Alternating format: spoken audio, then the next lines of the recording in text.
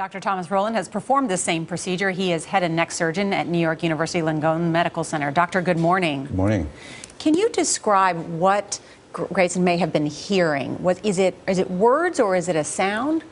I think that we're in the very early stages, and he's just hearing a representation of auditory information that's presented by this technology. And how groundbreaking is this technology? I think it's technology that's been around for quite a long time. It's just a new application of the technology for children that otherwise could not benefit for something like a cochlear implant. How does this device work exactly? So I have some props.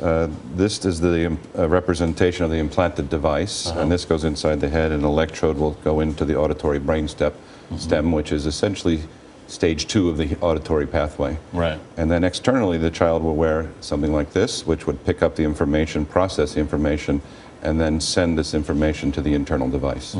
Is it painful at all for the child? I would imagine the surgery is a little bit painful, but I think he's probably not experiencing any pain at all.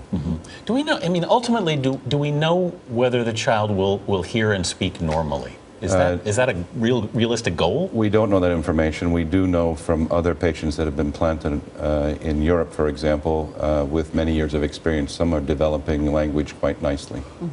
Why has this not been used on children until now?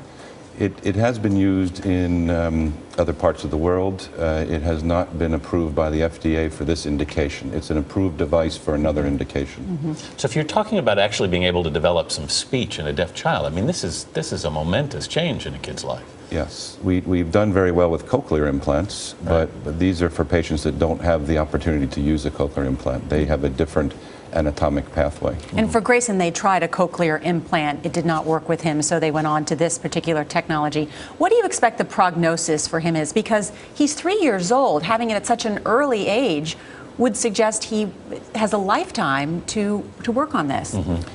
Well, I think he's in an excellent place with great support and great therapy, and we're hopeful that he will go on to have a meaningful language development.